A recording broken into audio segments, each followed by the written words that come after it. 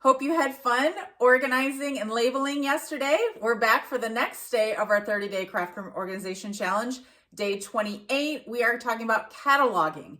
And this is something that I didn't think I ever needed until I did it. And now I could never go back. I think it started when I was offering classes and we'd be making a birthday card and someone would say something like, "Oh, I'd rather have a sympathy card. Do you have a sentiment for that?" And of course I do. As my collection has grown, I can't remember what sentiments I have and which sets they're in. So to be honest, this started as a COVID project. And I basically looked at some different websites where you could catalog, and I settled on one called Airtable. It's a free website where you can catalog anything you want. I started with my stamps because the biggest challenge was the sentiments, right? So I went through all of my stamps and I inputted all of the different sentiments. So this one says like hello and grateful and boo, right? So now I can type in boo and figure out which stamp set says that. And it was a huge undertaking. I wouldn't recommend doing it all at once. I did it slowly over time, and now I honestly can't live without it. I've expanded from my stamps into other categories in my craft room, but also outside of my craft room, like my books and my DVDs and my board games. The other nice part about it is there's an app. So if you are out and about and you see, someone is having a garage sale and you're like, do I have that stamp set or not? I can look on my app on my phone to see if I have it or not. If you're not ready to deal with technology, I understand. So maybe you can think more on a paper cataloging route. Maybe you want to just write up all the stamp sets you have. Maybe you want to do more of a pictorial reference, which I showed you during the dies organizing challenge. But here I just pulled an image off the Stampin' Up! Website, and then I have just a binder so people can flip through and see all the dies that I own. And it's just a good way to keep track of what you have. So in any case, if you're interested in Airtable, I'm going to show you a quick overview. All right, so for those of you interested to learn a little bit more about Airtable, you can go to airtable.com. And as you can see here, there's a plan for every organization's needs. And you can see there are different levels, and I am on the free plan. So this is for individuals or very small teams just getting started with Airtable. And when you click down here, you can see what free includes. So unlimited bases, I'll show you what a base is here in a moment.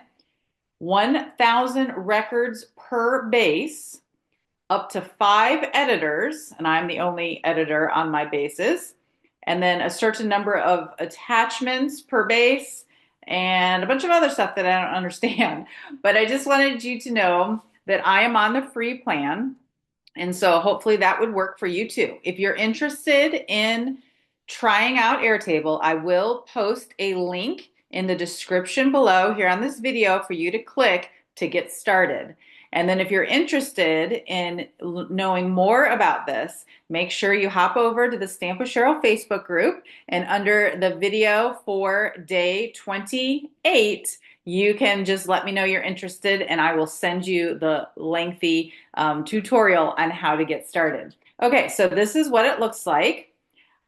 As you can see here, I have like 1, 2, 3, 4, 5, 6, 7, 8, 9, 10, 11, 12, 13, 14, 15, 16, 17, 18 bases. And again, you can have an unlimited number of bases. So you can see what kinds of categories I have. I started with the stamps, but then I've expanded since there. So I also inventory my dies, my punches, my masks or stencils, my embossing folders. So those are my craft supplies that I catalog, okay? Then from there, I've expanded to like keeping track of everybody who's on my InStampers team, or even family things like what Christmas gifts I'm sending or which Christmas cards I'm mailing to people. So it has lots of potential uses. It's sort of like Excel, but like stepped up, right? So I'm going to show you the one that I think you probably care the most about, probably the most cumbersome to start, but regardless, the stamp collection. All right, and don't get too overwhelmed with it, but basically up at the top, start at the top of my spreadsheet.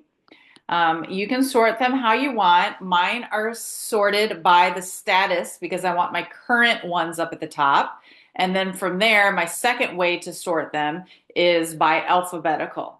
So I've got the name of the stamp set, a photo of the stamp set, whether it's current or not, what kind of stamp it is, what price I paid for it, if it coordinates with a die or a punch, what kind of theme, what sentiments, and then what images are there. Okay. So if I wanted to see autumn leaves, I can click right here to see a photo. And this photo I am pulling offline. I'm not taking my own photos. So if it's a current stamp set, I'm pulling it off the StampinUp.com online store. If it's a retired stamp set, you can still just Google the name of the image and you can find somebody that posted an image and you can put it here. Okay.